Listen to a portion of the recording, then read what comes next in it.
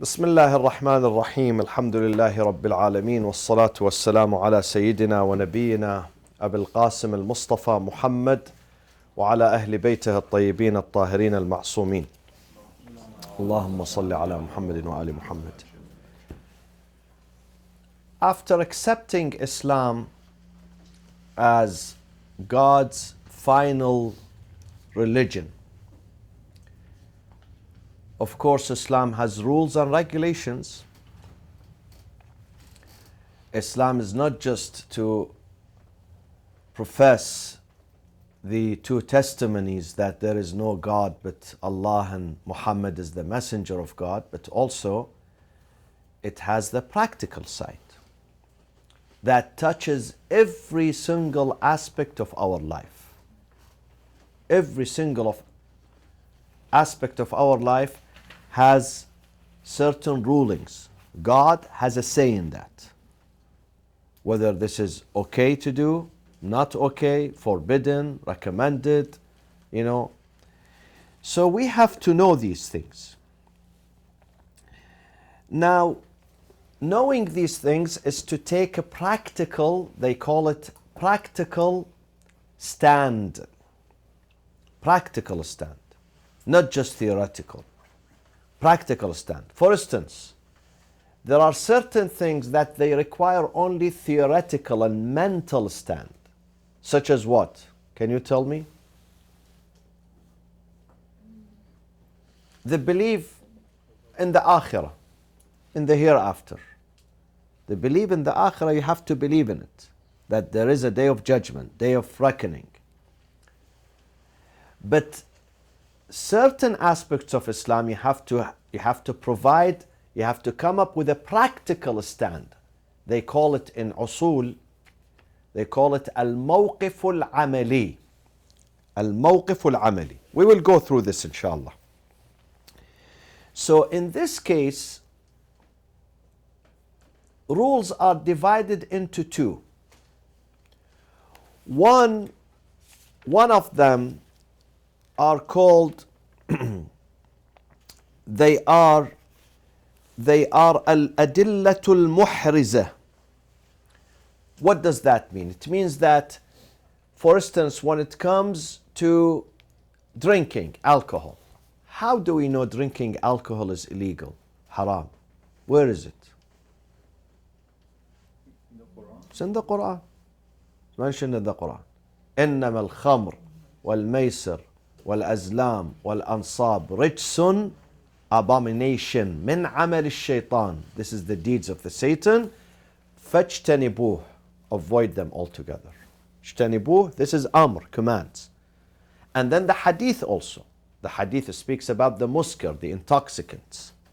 And every muskar is illegal. Every muskar. Sometimes we call it wine, sometimes we might call it other names. As long as they are intoxicants, then they become what? Illegal, haram. Now there are certain, so this is ad-dalilul muhraz, or al-muhriz. This is very clear evidence. You don't have to argue about it.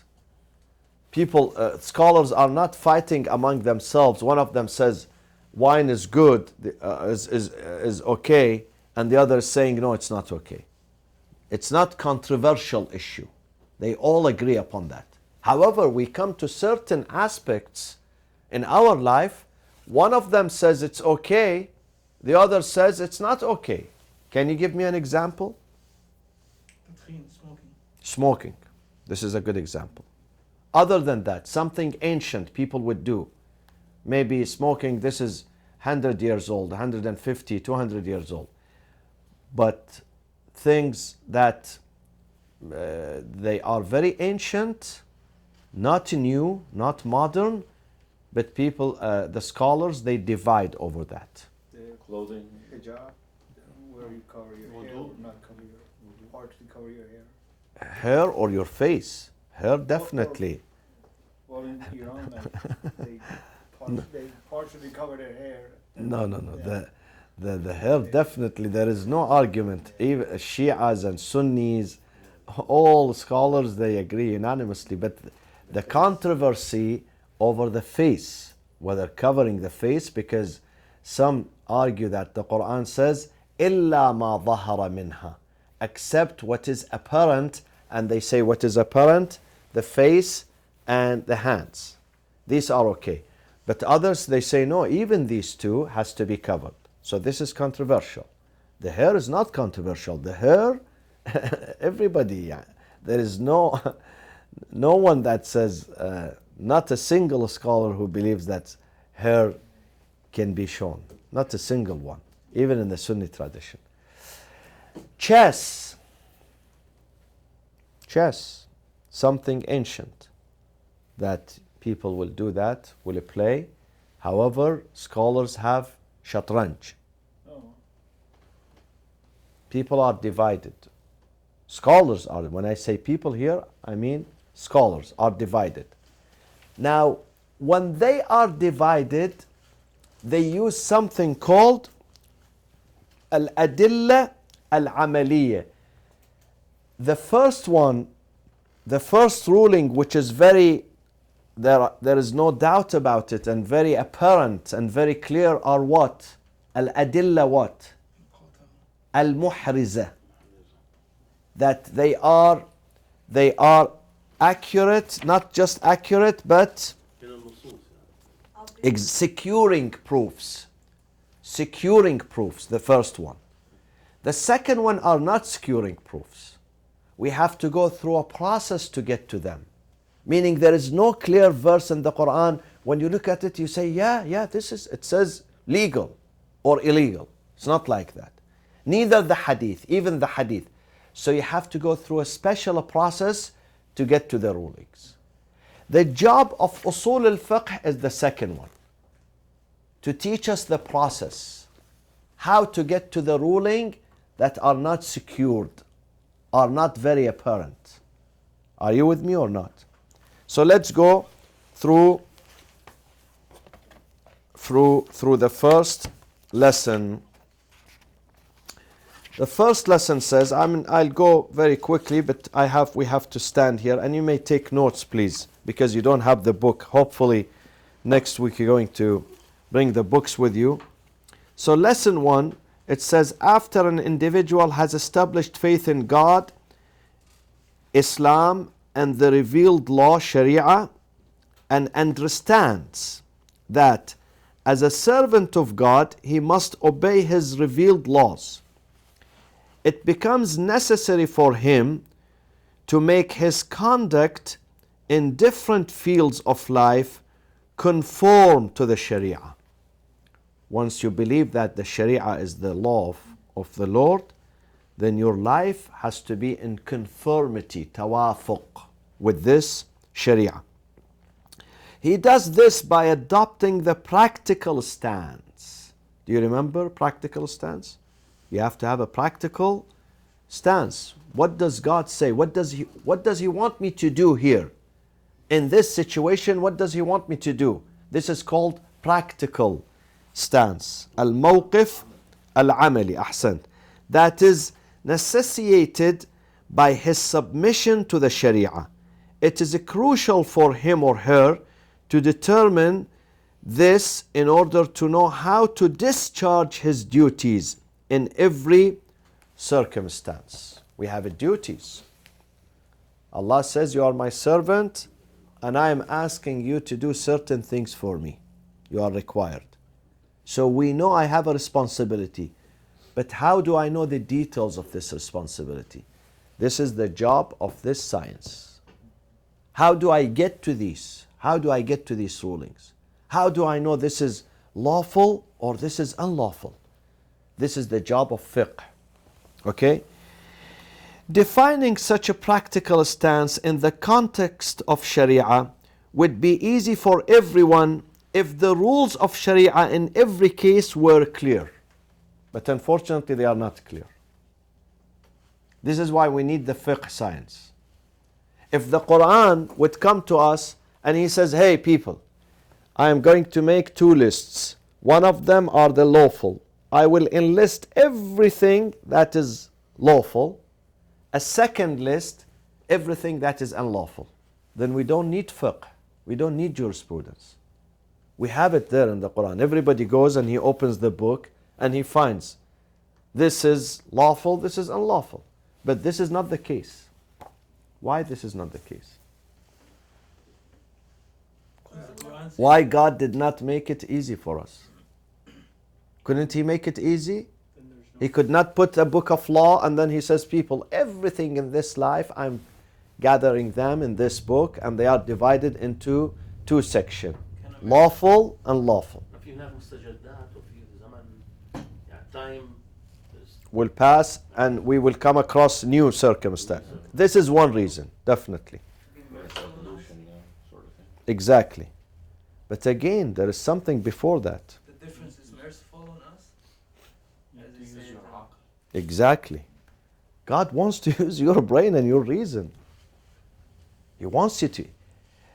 It's like the story of someone, you give him a fish, you feed him for the day, or you teach him fishing, how to fish, and then God is teaching us how to fish.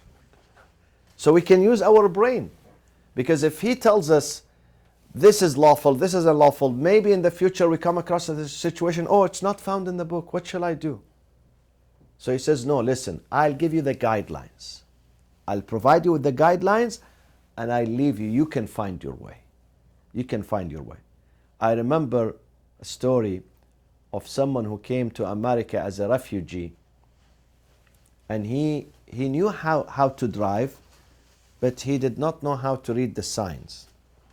He was in one of the cities, I don't mention the name of that city. So his son taught him how to go from his house to downtown. And he only knew that route, no other routes. And one day, and then when he comes back from downtown to home, the sign he has is a big billboard, with, I don't know what was on the billboard. So he knew that once he sees this picture, this is the exit that he takes. And they changed the billboards after, I don't know, a month or 2 months. And he kept driving and driving. He didn't see the billboard until, my friends, he reached Mexico. And he noticed something weird. Police, standing. And so he spoke to them. They realized that he came. So they called his son. They called him. They were very gracious. They picked up he had the number, of course, with him. He told me the story. So he called his son. He claimed him back from Mexico. Why? Because the son did not teach him how to read or write. He taught him the way. You just drive here and you come back. God does not want to do this to us. God wants us, He will teach us driving, reading and writing, and then He says, travel in the land. You can be by yourself. You don't need to call me and say, I'm lost. This is why Allah did not put everything in the book. This is why in the Holy Quran, there are 1,200 ayah on mi'ad, on the hereafter. While the ahkam, only 300. Ahkam, rulings, are only 300. While qiyamah are 1,200. Why is that? Why ahkam are only 300? If you go to the book of law, the ahkam in the book of law, there are thousands and thousands. But why they are only 300 in the Quran? Because Allah says, the rest, I want you to reach out to them. I want you to get them through your reason, through your aql, through your mind and tafakkur and your studies and your research. You can find them. I'll just give you the guidelines. I don't go into the details. So these guidelines, they are studied by the jurist, and then the jurists, they reach the details. They give us the details. How they do that? Through this ilm, this book that we are reading. This book teaches us the procedure to get to the result, not the result. The first one we studied tonight, fiqh, is the result. This is the procedure. This is why one complement the other. The students, they cannot study one without studying the other. It will be deficient. They study both. They study fiqh and usul al-fiqh. So let's go back to the book. And then defining such a practical stance in the context of the Sharia would be uneasy for everyone if the rules of the Sharia in every case were clear and evident. There would then be no need for scholarly discussions and studies of the matter. However, numerous factors such as our remoteness in time from the legislative era, this is important. Are we close to the time of the Prophet or far from that? Far. How do we know? How do we know the Prophet said, yes, this is okay or this is not okay? You are not close to him. You don't have access to him. 1400 years. Our remoteness from that time of legislation made this science important. So we have to go through this science. Because if we had access to the Prophet, we had no problem. I'll go to the Prophet now. Or even the Imams after the Prophet, because they inherited their knowledge from him. I'll go to the Imam, I knock at his door. My Mawla, my master, I have this problem. What do you say about it? But they are not there anymore. So we have to go through this. They left us with the science, with the procedure. They left, but the procedure is there. So we have to follow the procedure. So from the legislative era have led to the lack of clarity in a number of legal rulings, and this has covered them in shrouds of ambiguity. Okay?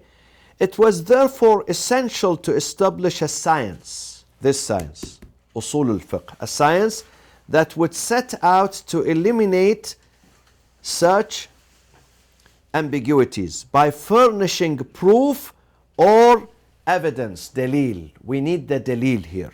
In order for us to get to the result, we need what? Evidence, dalil. What is your dalil that, for instance, usury is forbidden? Do you know that usury is sometimes forbidden and sometimes it's legal? Not all parts of usury, not all of them are illegal. Some of them are legal, halal. Halal. Is usury meant Riba. taking interest? Yes, yeah, taking interest. You can take interest from a non-Muslim. A father can ask for an interest from his son. If a father gives his son a loan, then he can ask him, son, Habibi, I gave you $100, you return $110. Habibi to convince him, otherwise he would run away. Yeah. So we have dalil. How do we know? Because we have a dalil. What is the dalil? The dalil sometimes ayah, verse in the Quran, and sometimes what? Hadith. Hadith, authentic hadith. After we verify. How do we verify this hadith is authentic or not? You study that tomorrow on Tuesdays. We have ilm al-hadith. Ilm al-hadith, it goes through the science of hadith and how we filter the hadith.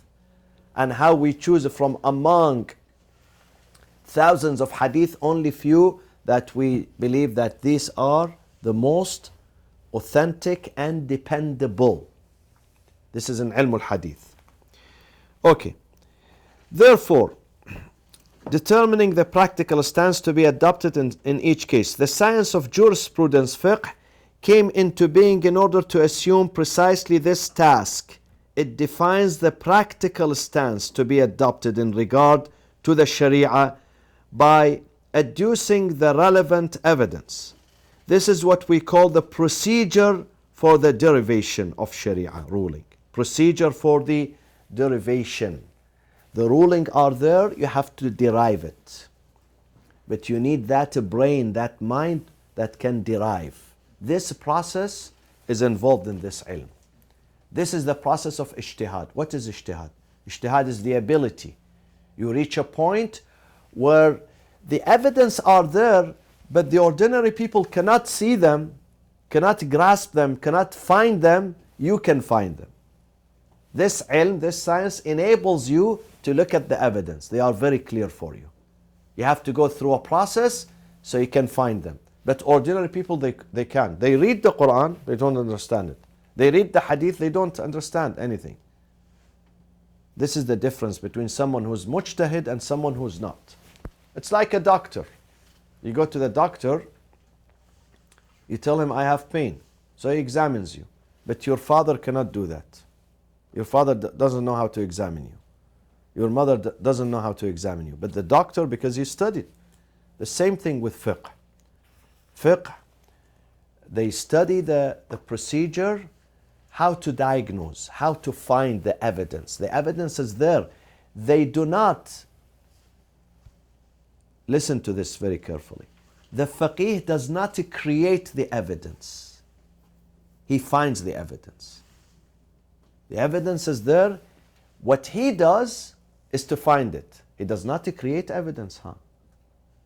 Creating evidence is illegal. Is haram in Islam. Even the Prophet Muhammad did not create the evidence. He found it. Evidence is provided by God. But you need selected ones to find them, to understand them, to pick them up, and then make them easy for people to have access to them and follow them. We can therefore define the science of jurisprudence as the science of the derivation of Sharia ruling, or as the science of the procedure. Write this. What is fiqh or jurisprudence? It is the science of the procedure by which the derivation, derivation, takes place. The determination of the practical stance by means of evidence takes place in one of the following two ways. How do we get these rulings? We have two ways. One, by specifying the relevant rulings, تحديده بتعيين الحكم الشرعي. حكم الشرعي is there. We can find it and tell them, see, this is the verse in the Quran. I am telling you this is illegal because of this verse, because of this hadith. I am telling you this is lawful, legal. This is my evidence. It's very clear. He can bring it to you. This is one way. تحديده بالحكم الشرعي. Of, let me say the translation, by specifying the relevant rulings of the Sharia, or the other one, or by specifying what is to be done when no ruling is or can be known. Now, there is no ruling on the Quran on this. Mortgage. Is there ruling in the Quran on mortgage? On lottery? Can you find somewhere the Quran says, yes, lottery is very good and you can do that, or lottery is forbidden? We do. Lottery did not exist at that time. Mortgage did not exist at that. So this is, now we come to the second part. Sometimes the ruling is there, very clear cut. Sometimes it's not clear cut. You need to go through tunnels until you find that rulings. It is buried somewhere. Only the expert can go and find it. So the second, تحديد الوظيفة العملية تجاه الحكم المشكوك بعد استحكام الشك وتعذر تعيينه. Okay. After that, the material on which the first method, what is the third method?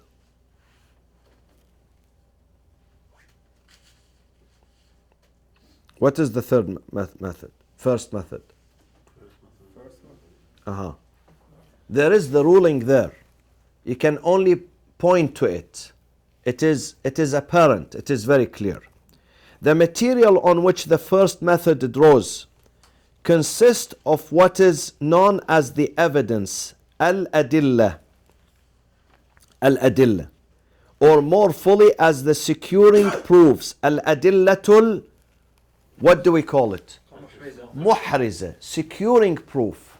There is a verse there that tells you this is what you have to do. This is securing proof. However, there is others that are not very much securing proof. They are not. The second method consists of what is known as the procedural proofs. So put these both on papers. Adilla al-amaliyya. The first one is the securing proof versus procedural proofs. Securing proof, you can point to the ayah. This is secured. Muhriz. Muhriz, this is very apparent, very clear cut. No doubt about it. While the second one, it is shrouded with what? With doubts. So they call it procedural proof. Al-adilla al-amaliyya. Or sometimes they call it procedural principles. Al-usul al-amaliyya. Al-usul al-amaliyya. Now, so these adilla, amaliyatul istinbat, despite the number of and variety of procedures of derivation that are involved in the science of jurisprudence, they share certain unifying elements and general principles. These unifying elements and general principles we are going to study in this book. What are they? They are divided into groups. We're going to go through them slowly. These unifying elements. And we will come to this example. I'll make it easy for you, I promise. Sometimes the lesson in the beginning is difficult, but when we go through examples, you're going to understand these things. You're going to understand them. It will be very clear and very easy for you to understand. So we're going to study the unifying elements and the general principles of how to derive laws. There are certain principles, we have to go through them and study them. So the study of these elements necessitated the formation of a specialized science devoted to defining and preparing them for use in the science of jurisprudence. This specialized branch of knowledge came to be known as what? As the science of what? No, the science of the principles of jurisprudence. The science of the principles of jurisprudence. So what is the science of the principles of jurisprudence? How do we define it? We define it as the science. This is how we define it. The science of usul can be defined as the science هو العلم الذي العلم بالعناصر المشتركة في عملية استنباط الحكم الشرعي. The knowledge of these unifying elements, where we can, through these unifying elements and general principles, we can derive the result. الحكم الشرعي, the fatwa. Are you a surgeon too? What do you use when you are a surgeon? You have tools. Yeah? Definitely you have tools. You can't work, with bare hands. You have tools. This ilm al-usuls, provides you with the tools.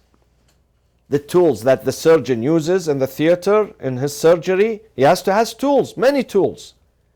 This one provides you with the tools to get the fatwa from within these books, the Holy Quran and the Hadith. That's the job of this science. Provides you with the tools and the procedure. Tools and a procedure. This is in a nutshell, in a brief, the definition of ilm al-usul. The ilm, the science that provides you with the tools to get to the result. Because without these tools, it's impossible for you to get to the result. Impossible. Imagine there is a treasure trove hidden here, and you have no tools. Haj Hisham knows some of these tools. Sometimes you bring something with you, and you discover electricity or the leak in the wall. Yeah, as you did. Huh? He knows there is a leak here, but where is it exactly? I don't know. He brings, what do you call that? Detective or detecting? Yeah. Huh? Ultrasound. Ultrasound. Without it, you can't find it. You know there is a treasure hidden here, But how can I get to it if I don't have the tools? The tools are provided by this ilm, ilm al-usul. Unless you study it, you cannot get to the rulings, and you can't issue the fatwa, and you can't be faqih, and you cannot be ayatollah, unfortunately. So we will go. This is the first lesson you learn tonight, is the definition of ilm al-usul. But I really urge you to get the book, because the translation is really sophisticated. So I urge you to get this book. If not, I can find you, I can email you the relevant pages. Now, once we study this, inshallah, beside this, there is another supplement that we will refer to it once in a while to show you case studies, examples. How did we reach the conclusion on this specific fatwa? How did the faqih, the jurist, navigated his way until he found this fatwa? We will show you some case studies, but not in the beginning, when we advance, because we have to get the definition first, the basic terms, and then inshallah you will be able to, we can journey together to focus on some case studies, inshallah. Wa sallallahu wa sallam ala Sayyidina Muhammad wa ahli baytihi at-tayyibin at-tahirin.